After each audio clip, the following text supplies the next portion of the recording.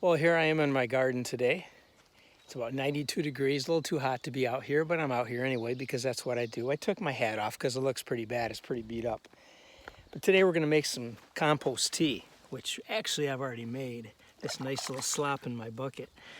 Now, compost tea is good stuff, and I'd make it really simple, I should say.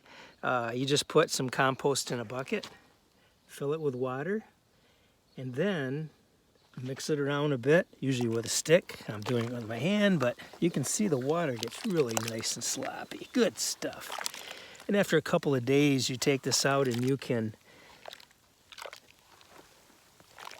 sift it through maybe like an old bedcloth or sheet or something, and you get just this wonderful liquid out of it. Look at that stuff. It's some people would say when it looks like it's really dark coffee, or I might say when it looks like somebody's had some digestive issues, it's really ready to use.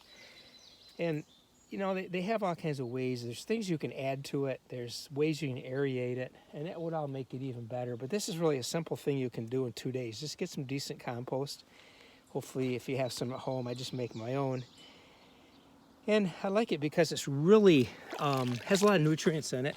You have your nitrogen, phosphorus, potash, like you have in triple 12 fertilizer, but this has so many micronutrients, which are really good and really important. Things like calcium, boron, magnesium, things that your garden plants need, and even flowers, even shrubs, and different things like that. I pour a little bit of this around the base of the plants. I don't like to put it on the plants generally. Sometimes I'll squirt them, but usually you want it when the plants are fairly small, when they're just growing. The thing is, when it gets this time of year, you got to be careful that you don't give them too much, because then you'll just grow leaves and you won't get your fruit and your vegetables and your plants to make fruit. They'll just grow leaves because there's a lot of nitrogen in this. But that's really good stuff and really simple to do. I'd read about it because there's other stuff that you can put in it.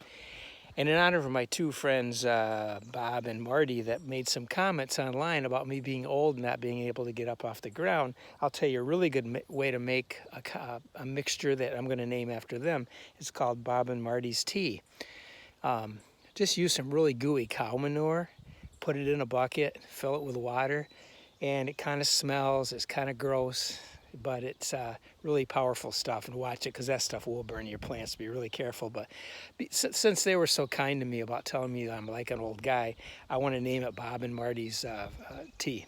I think it's only fair that I do them a favor and name something like that after them. So, but I also have used dry cow manure. It works really well, but you have to be careful because it's very powerful stuff. So this is like gold, so use it carefully.